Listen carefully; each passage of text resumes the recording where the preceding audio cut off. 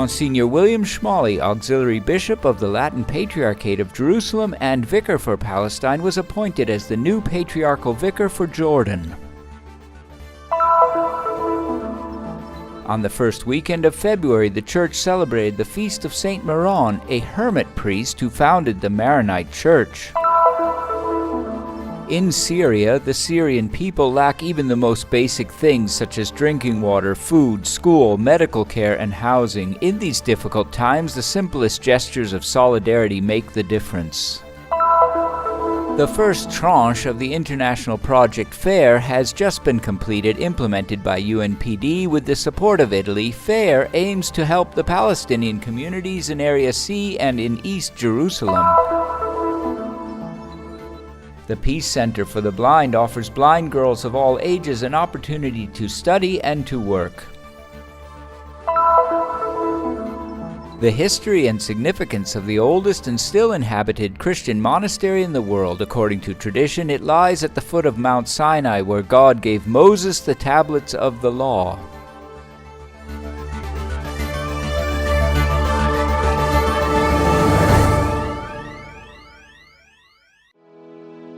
Monsignor William Schmalley, Auxiliary Bishop of the Latin Patriarchate of Jerusalem and Vicar for Palestine, was appointed as the new Patriarchal Vicar for Jordan by the Apostolic Administrator of the Latin Patriarchate of Jerusalem, Monsignor Pierbattista Pizzaballa.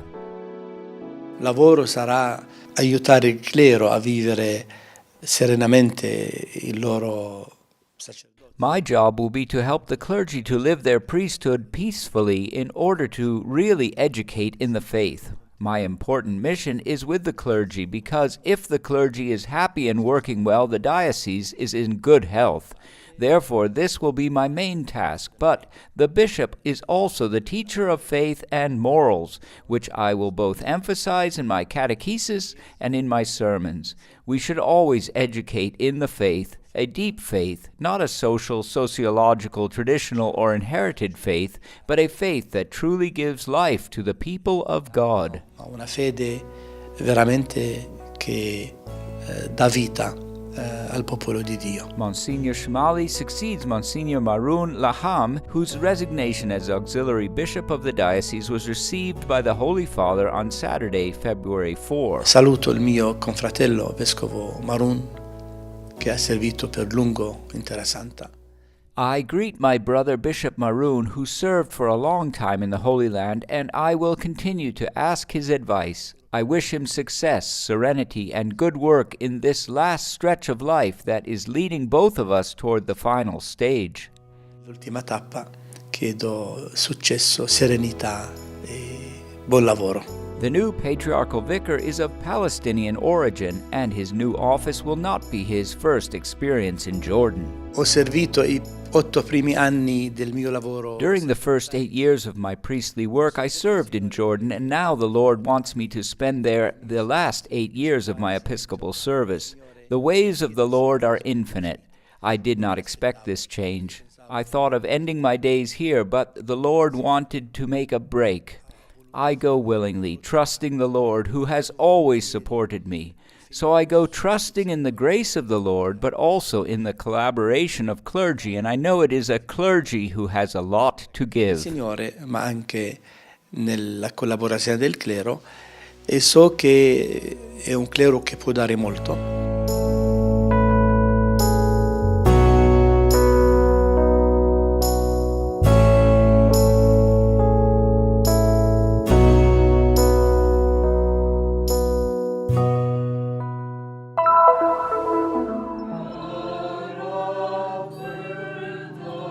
The Maronite monastery is located among the narrow streets of the old city of Jerusalem near the Holy Sepulchre. In this sacred place, Monsignor Musa El-Hajj presided over a Mass in honor of Saint Maron. The bishop celebrated together with the authorities of the Latin Church and the Orthodox Church. In his homily, he stressed the importance of unity. The children of Saint Maron, he added, are specifically gathered here to pray, hoping that one day peace and harmony on this earth could finally become a reality. San Marone c'è differenza tra noi Today we celebrate Saint Maron. There is a difference of 1600 years between our time and his time, but his spirituality is always new because it is attached to Jesus Christ. He was a disciple of Jesus Christ. Today we celebrate together with our Maronite patriarch, all the Maronite people, and the president, the only Maronite in Lebanon's history, so that Saint Maron can give us the strength and courage to continue our mission here in the East and our openness to the West. Bishop Musa also confirmed the news that had already been announced a few days ago. The Maronite Church, as of March 2017, will begin the year of martyrdom and martyrs of the Maronites and Christians in the East. The Maronite Church is an Eastern church that was founded between the late 4th and early 5th century. It is fully in communion with the Vatican, but it retains some distinctive features. One of the main elements that differentiate the Maronite Church is its asceticism. The Maronite Church is a church of consecrated life, a church built on the life of Saint Maron and his disciples. In addition, another important aspect is the fact that we preserved the consecration of the Divine Liturgy in the Syrian language. The Maronite Church in the Holy Land counts about 11,000 faithful who live in different cities, especially in the Galilee region. Most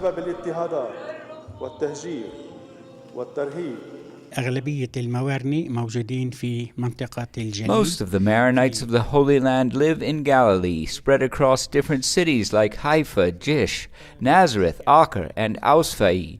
Each community has its own celebration, which begins with the Holy Mass and later continues with a reception in the family, during which everyone can exchange greetings.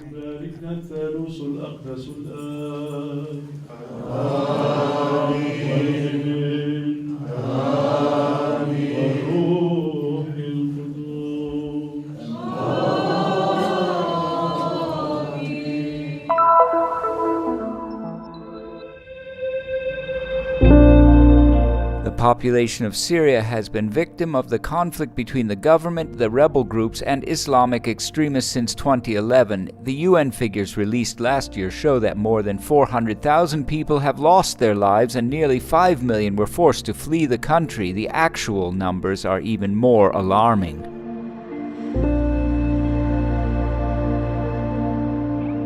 In the face of such suffering, the Church seeks to be close to the people.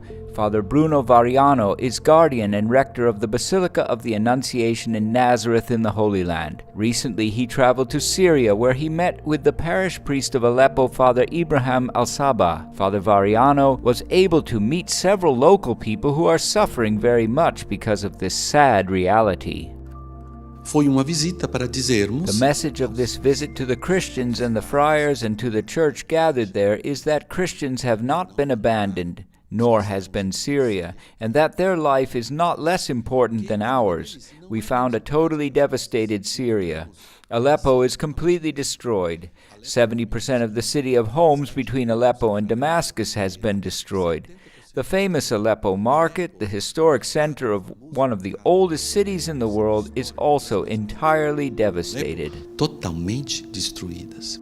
Pope Francis already made several appeals for peace in Syria. At the beginning of this year, for example, during the meeting with the accredited ambassadors, the Holy See has called on the international community to strive for a serious negotiation, putting an end to this conflict, which has been the cause of a real humanitarian disaster.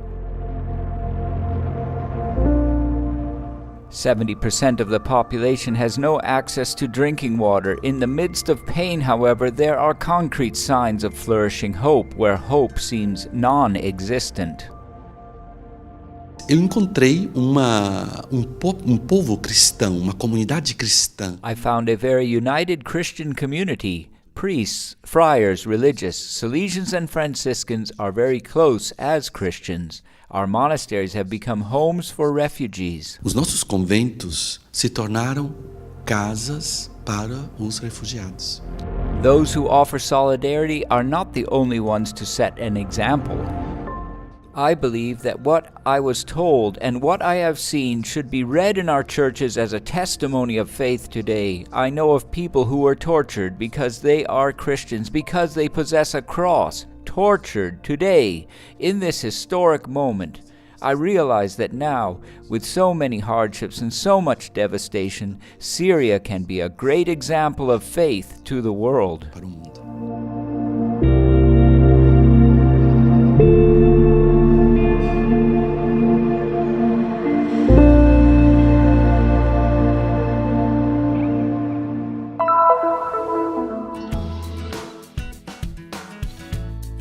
FAIR, Facilitating Access of Infrastructure Resilience Program. It is the title of the project carried out by UNPD, the United Nations Development Program, to strengthen the institutions and Palestinian communities. On Wednesday, February 8th, the closing of the first phase was celebrated with a ceremony at the Mosaic Center of Jericho.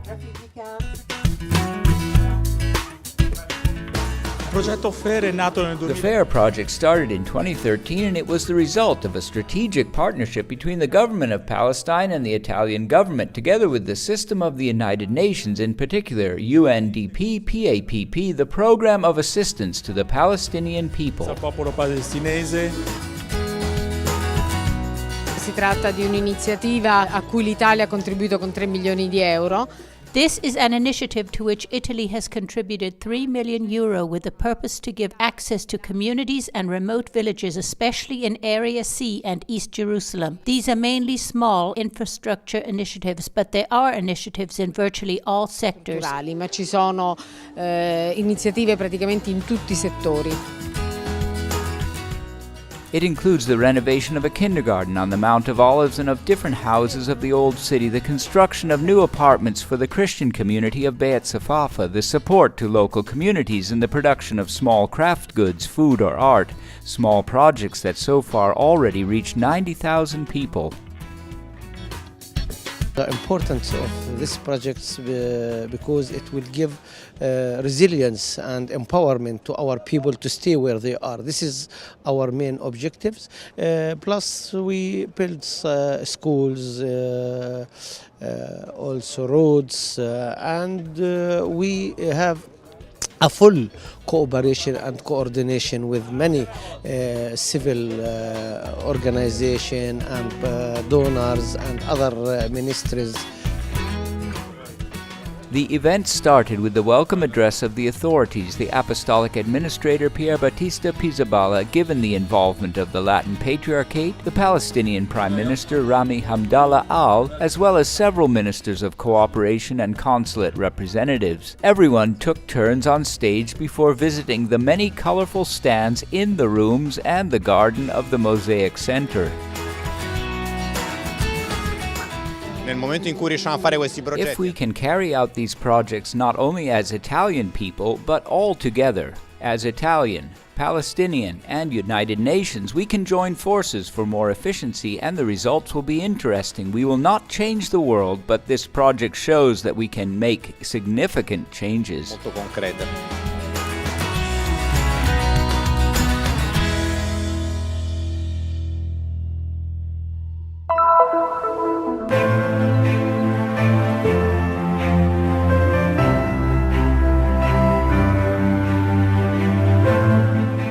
Lydia Mansour lost her sight when she was 2 years old. She spent most of her life seeking help in different institutions to provide blind girls a better future.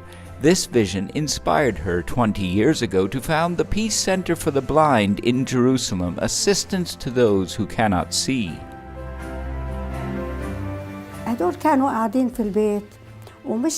Girls who were staying at home did not go to school. I then began to teach them both the Braille writing system and knitting using 2 knitting needles. Finally, they learned to weave the wool with the use of wool looms.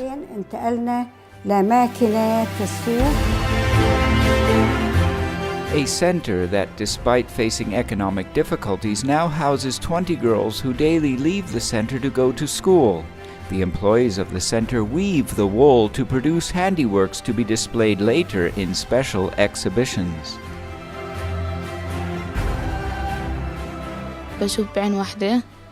I can only see out of one eye and only close up. I cannot see at a distance. I go visit my parents once a month and I always go to school to learn. I was not able to read until I came here. Now I can read and write. صرت أعرف أقرأ وأكتب. تعلمت مهني اللي هو I have received professional training for wool weaving on a loom. I was hired in 1993 and I have been working here since then. Thank God I'm able to do all kinds of work. Despite my blindness, I overcame the obstacles. As you can see, I can make shawls and jackets. هيك برانس طقومة جاكيتات. Despite the different backgrounds, these blind girls are deeply related to each other. They live and study together thanks to Lydia's commitment. Lydia never lost hope for a better future for them.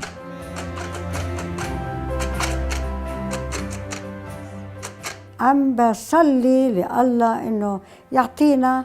I pray incessantly to God to grant us a place of our own where we can feel safe and in peace. نروح من محل لمحل.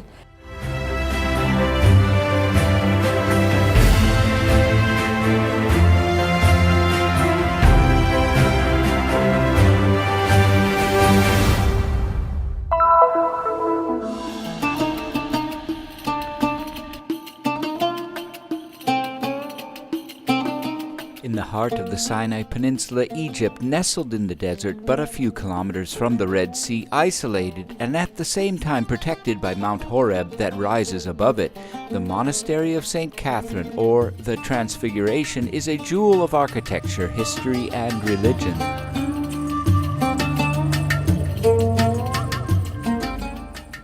To get there, you have to cross the desert of El Tai and pass police checkpoints that reoccur at every change of governorship. After the temporary closure to visitors in 2013 arranged by the Egyptian authorities for security reasons as a result of the ongoing fighting with jihadist groups, the monastery has suffered a sharp decline in visits. However, tourists and faithful of the three main monotheistic religions, Christians, Muslims, and Jews, continue to arrive, fascinated by the monastery's ancient and relevant history. Il significato del monastero di Santa The monastery of St. Catherine at Sinai is valuable. This is the place where, according to biblical tradition, Moses spoke with God. Actually, first of all, we should say where God spoke to Moses. The monks preserved the burning bush, or rather the same shrub that presumably more than 3,000 years ago would have revealed to Moses his voice who called him. First of all, this is the place of Moses' vocation. la sua voce a Mosè per chiamarlo, il luogo della vocazione di Mosè prima di tutto.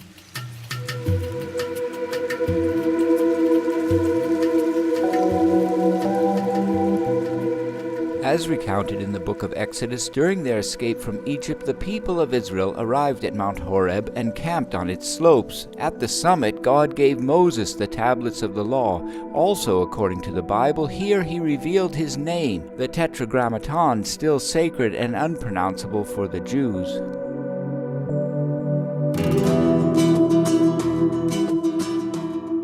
Dedicated to St. Catherine of Alexandria between the 8th and 9th centuries AD, following the discovery of the body of the martyr on the top of the mountain by the monks, the monastery has a long history that dates back to at least 17 centuries.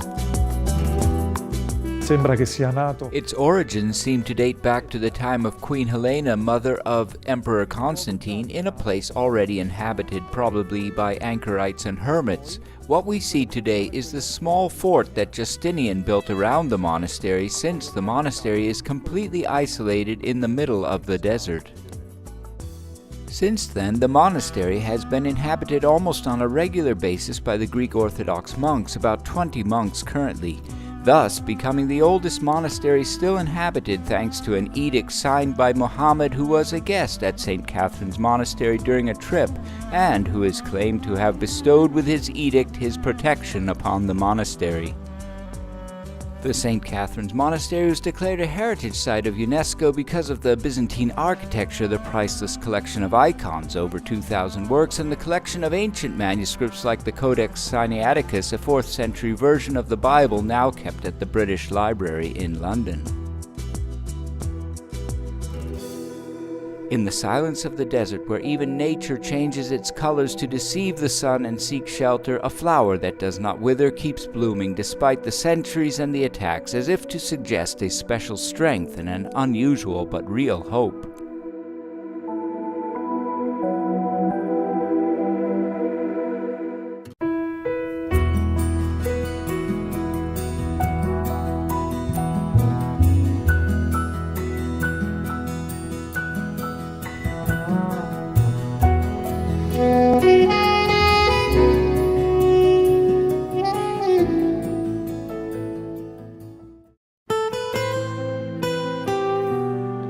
The mission of the Christian Media Center is to bring the message of the Holy Land, the land of the fifth gospel, to the world. Broadcasts, reports, news, documentaries, the latest happenings in the church and of the daily life of Christians in the Holy Land. You can help us in this mission, raising awareness and spreading the message of the Holy Land. Help us. Visit our website,